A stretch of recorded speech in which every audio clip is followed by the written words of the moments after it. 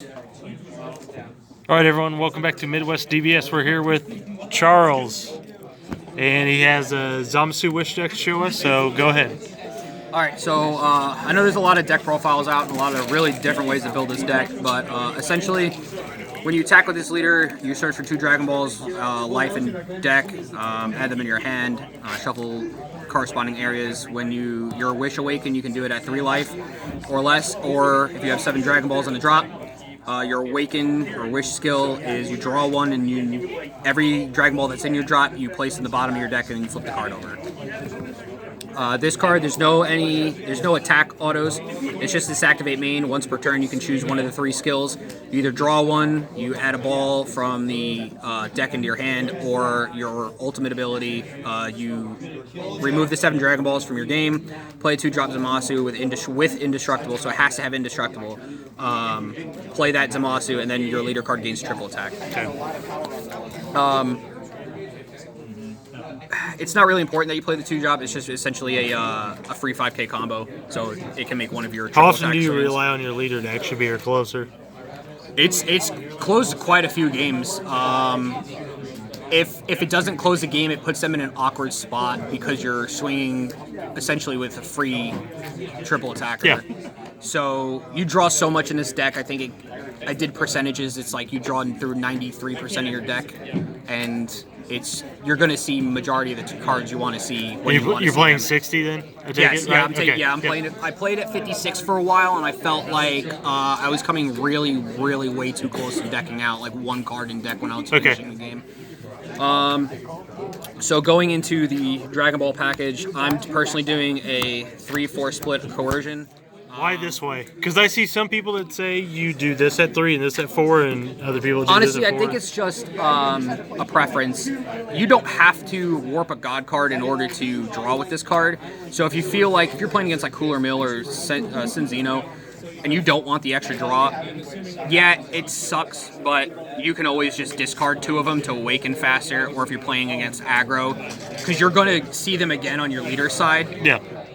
Because you're not going to, maybe against Cooler Mill, you might leave them at the bottom and just use the abilities to draw 1 every turn instead of drawing the ball +2 more or +1 more. But there's certain situations on how you play the deck against the worser matchups. I think it's all just preference, honestly.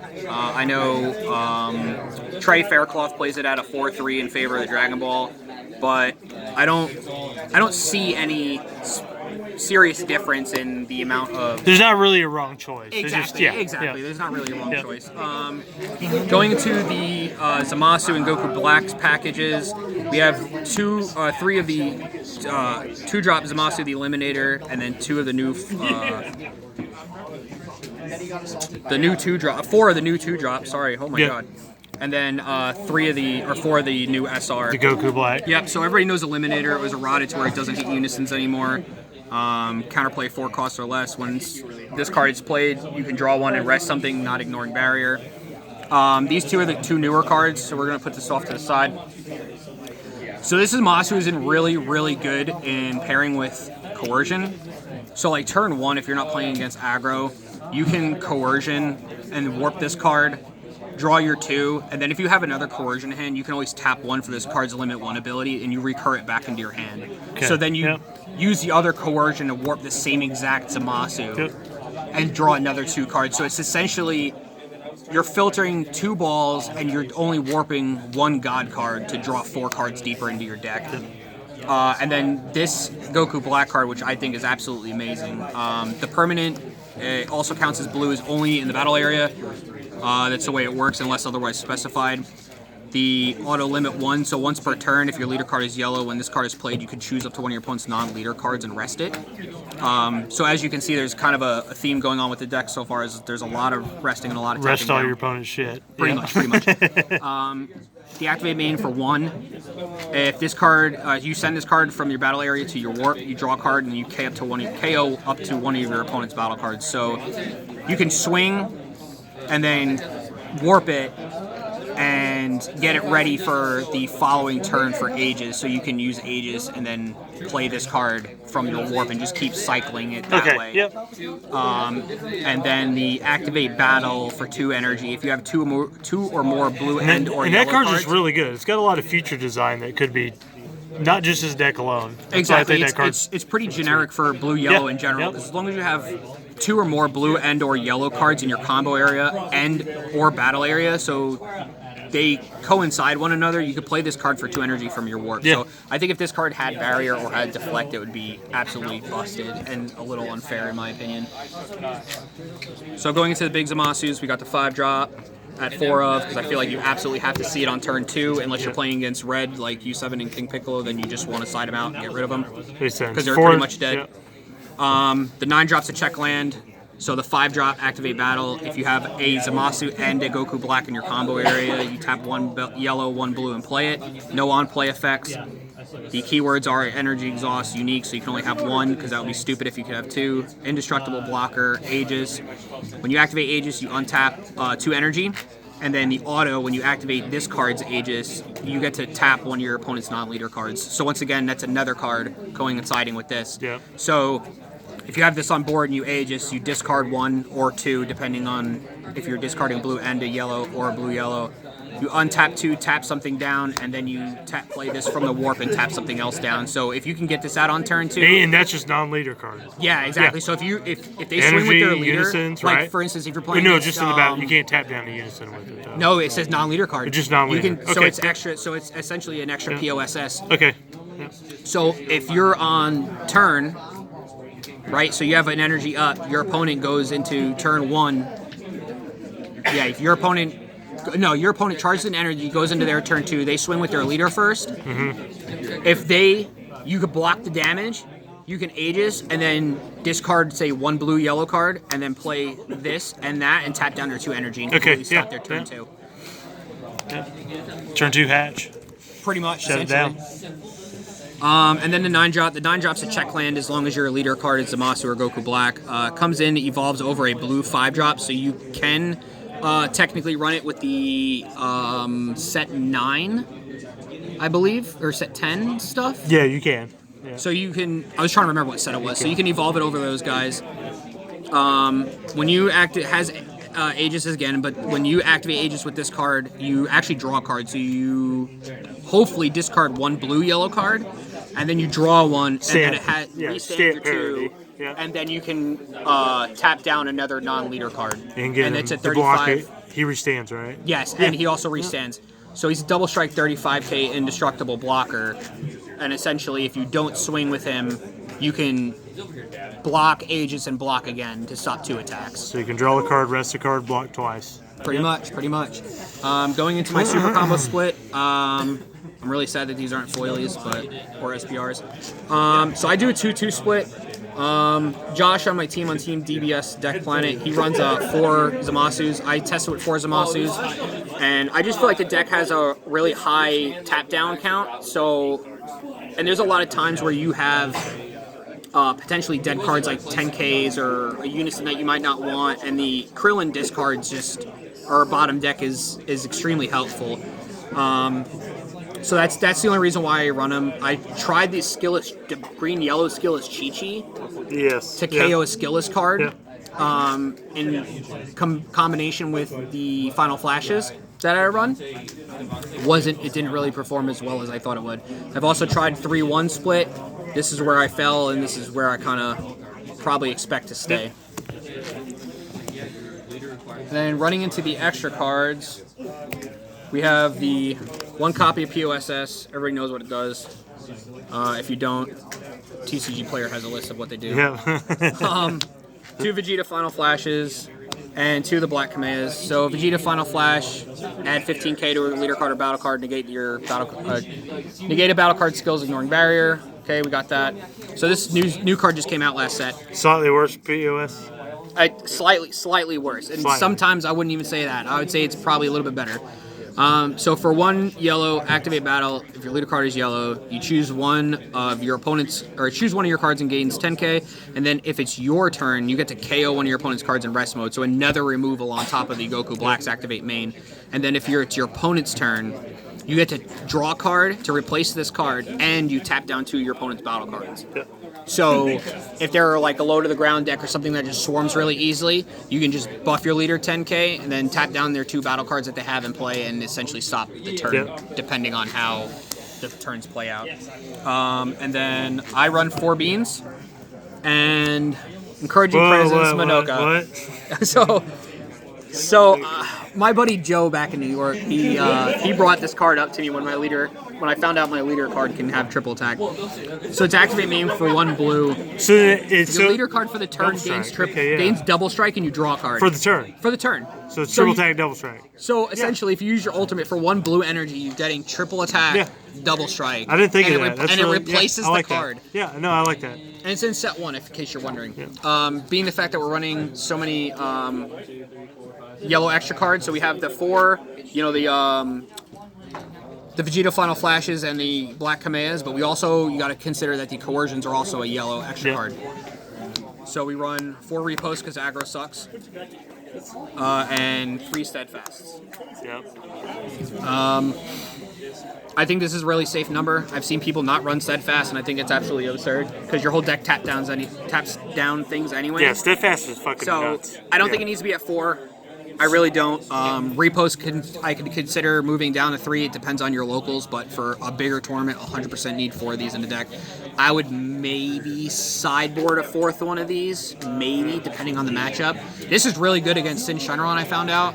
Like, this card is absurdly good against Sin Shenron. It's great. But that's pretty much what it is. It's counterplay, rest a card, then draw a card, so you recycle this, and then everybody knows what Repost does. If they want to attack. And those... Every yellow deck should have some number of both those cards. Absolutely, for sure. Absolutely. Going into Swift Cooler, I only run 1. It doesn't really come up enough to where I would warrant to always want to see it, because I play my deck more control based, so I like to last until turn 6, turn 7. Yeah. So my kill turn, ideally I have the leader's triple strike attack. I have other cards that I played on board, other reposts, stuff like that. You'll find out what my secret rare is in a couple of cards, and then other cards as well. And I'll show you what my ideal win con is on turn 7 when I like to win the game. Next, Turles. Great card. Great card. So it's a double striker auto. When you play this card, rest your opponent's rest one of your cards, and then you get to choose one of the abilities. It's either draw a card or KO another card in rest mode. So you get to either KO 2 cards or KO 1 and draw 1. And then the activate main is how you play it. If your leader card is a yellow Saiyan or a mono yellow Saiyan, which you are when you're awakened because you have Goku Black, if you have 3 or more energy, you get to tap 2 and play this guy. Really good pressure for pressuring unisons, because not a lot of cards in your deck tap down unison. You have all the Aegis cards, you have the Goku Blacks, you have the POSS, but unisons get around repost, so it's kind of like one of the cards where you want to put the extra pressure on. The main thing, you just got to pay attention. Yes, you can only play it when you're awakened. Exactly. One of Bergamo's absolutely stupid. If you Aegis and Goku Black, and then if you somehow have another 9-drop on board on top of the 5-drop, you can Aegis again, and then Bergamo, you can stop like their whole entire turn 5. So going for my boss monsters, I have Dragon Fist Goku, Deflect Double Strike. Hinting you play Unison. Hinting I play Unisons. Hint, hint. When this card is played, you choose up to 2 of your opponent's battle cards in rest mode, KO them. It comes out for 3 energy. If you have 4 more energy and a yellow Unison in play, and then the activate main once per turn. If you rip 2 markers off your unison and your leader card is mono yellow, you gain dual attack, and any battle cards that your opponent might try to use with 7 costs or less. No skills? They don't have skills. So their super combos Cards don't have great. skills. Cards great. Their token blockers do get around this, which I learned the hard way. Lane, shout out to you. Shit. And then I also run 2 poutines. I feel like this card is too good to not run 2 of, because you always want to see it, especially with tapping down their stuff so you're much. a 60-card deck, so it makes sense as you run 2 over 1. Exactly. Yeah. Just to make sure you see And plus it. you're tapping down so much, this card is literally probably going to be live turn 1, if depending on how you draw and what you play. And then obviously everybody knows what it does when they activate counter or play a battle card with a skill. You get to tap down one of their cards, not ignoring barrier. And then my overall choice is Bardock fighting against Fate. So recently I switched to playing Dark Banisher Fu, the 4-cost triple attack, 25k every time has a permanent every time your opponent wants to activate a card or activate a skill. They have to warp a card. Being that my kill turn is usually tapping 4 and then tapping 3 for Dragon Fist or tapping something, a bunch of cards at a time, I felt like the free dual attack 25k is a lot better of a pressure than tapping the 4 to get 3. Especially on turns maybe where you get you activate your leader, have that effect. Exactly. Have this effect. Plus, that's just a lot of attacks. Especially if you're playing against blue, though. Like I rather use my leader's ability to remove the Dragon Balls and then overwhelm this for free, still having energy open if it gets God Sealing. It feels so bad to tap 4 for food just to have it God Sealing and they don't do anything with it. And then my Unison choice is Mechikabura. I was running a 3 of the Elephant Unison just because how bad it is. No one ever swings into it, so it's easy to keep on board. Everybody should know what this does. It's a blocker when it loses a marker from a card attack. I feel like in this style of deck, though, if you get to play this, you're pretty damn safe. Exactly. Play this on turn 4, turn 5. Preferably play your 9-drop on turn 4, and then pretty much you're just tapping everything down. Ages, other skills, and then my secret rare choice. I love this card. I've loved this card since its reveal, just because I'm a toxic yellow player. Is the new Mira. Oh, nice. So. Essentially, you establish this. You can tap down things, do your shenanigans. On turn 7, you get the potentiality. Is that a word? Yes. You get the potential to use your leader's ultimate to gain the triple attack. Right. Hopefully, you have Manoka.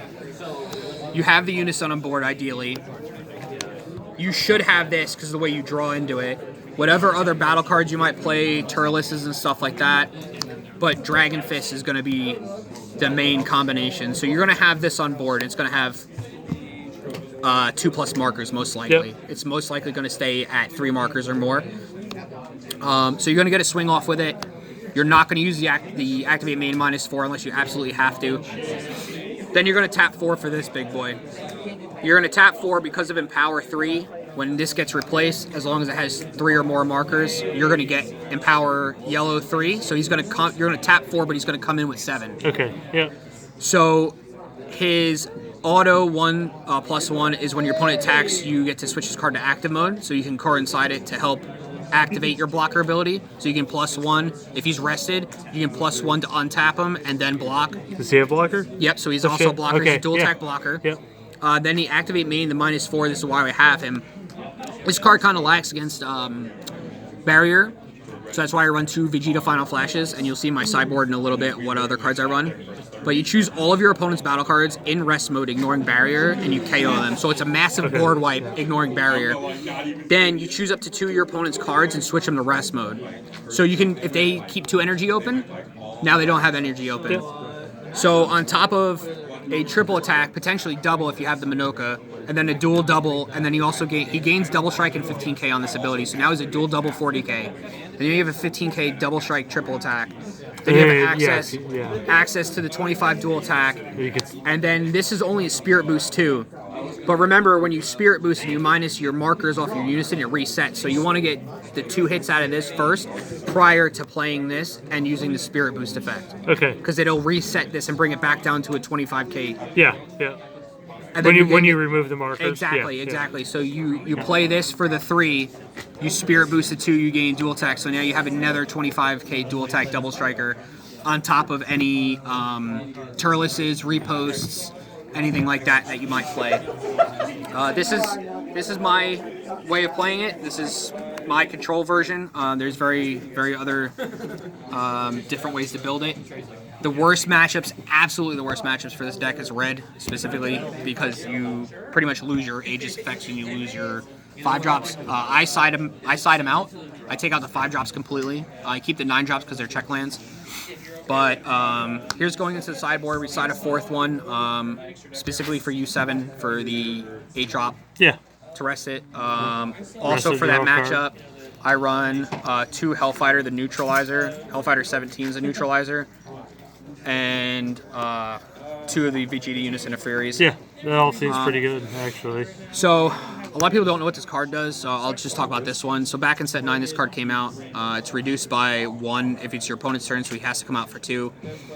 So essentially going into your turn, your opponent's turn 4, if you're playing against U7, you want to keep 2 open, because most likely they won't expect this card. If you don't have this card, hopefully you have this one, because you have 4 of those in the deck anyway.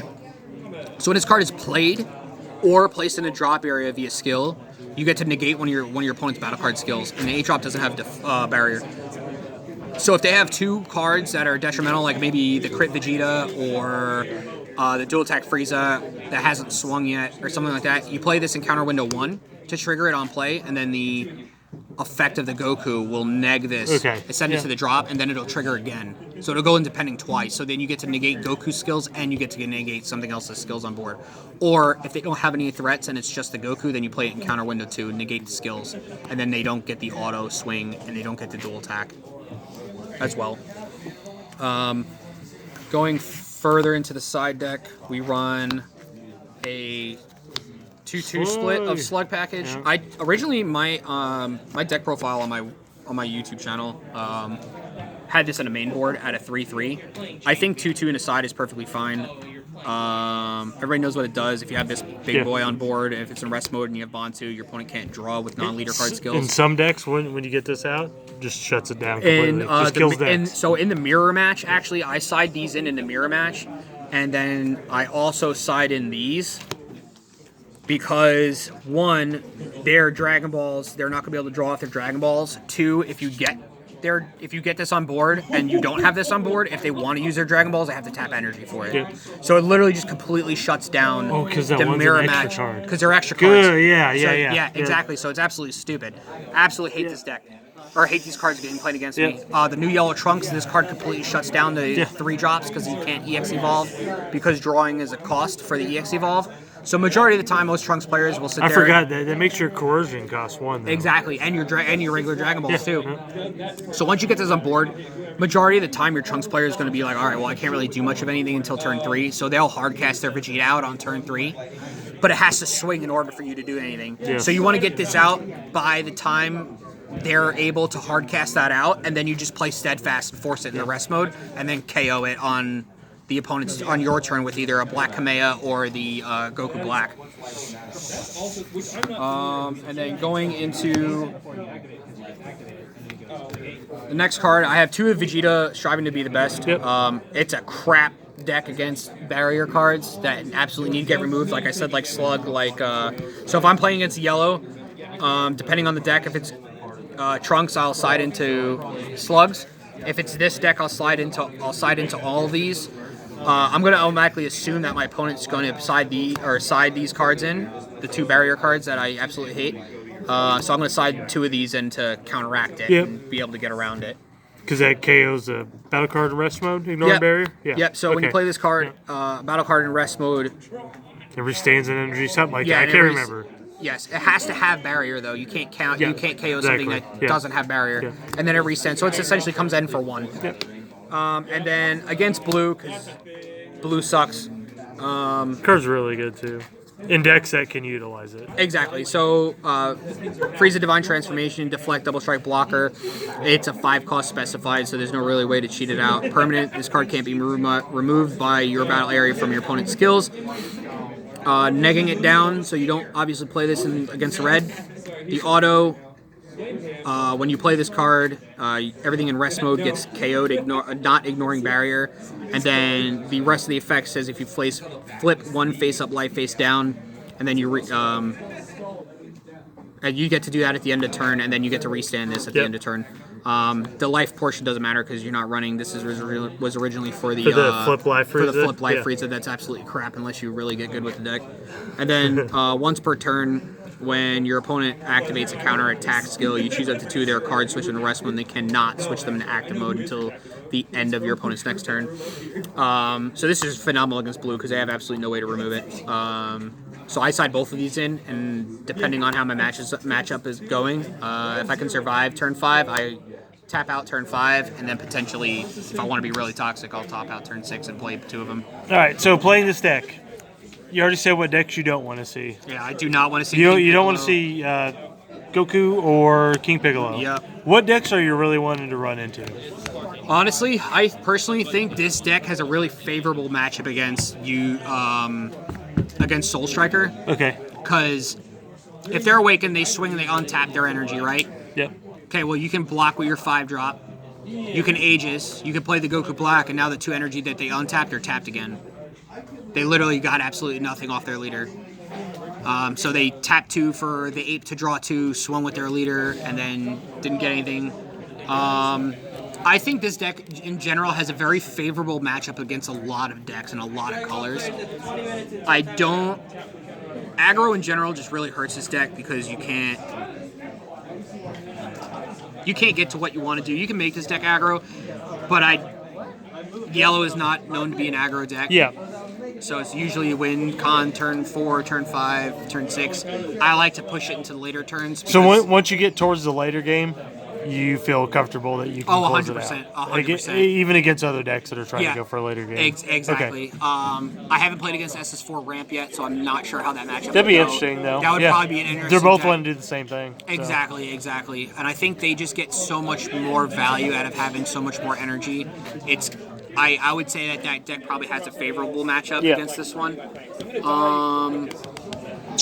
As for changes for the deck, I was running the Elephant Unison just because it was easy to keep it on board to play the Mira.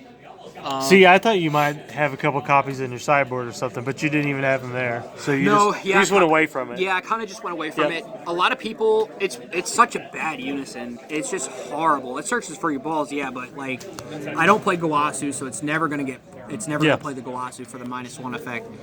If you play it with 4 energy, so whether you tap 4 or because it has Empower 2, you can essentially play 1 turn 2, play 1 turn 3, play 1 turn 2, play 1 turn 3, and you can board wipe, not ignoring barrier. So it has some utility, but no one's going to swing into it. Yeah. Once it's played, no one swings into it because no one expects you to run Mira. Yeah, that's hilarious. So I didn't expect it. Once you showed it, you're like, secret choice. Another very, very good secret rare for this deck. Pan is a very good secret rare, depending on how many people show up and how important U7 and King Piccolo is. What if you don't have this or Pan?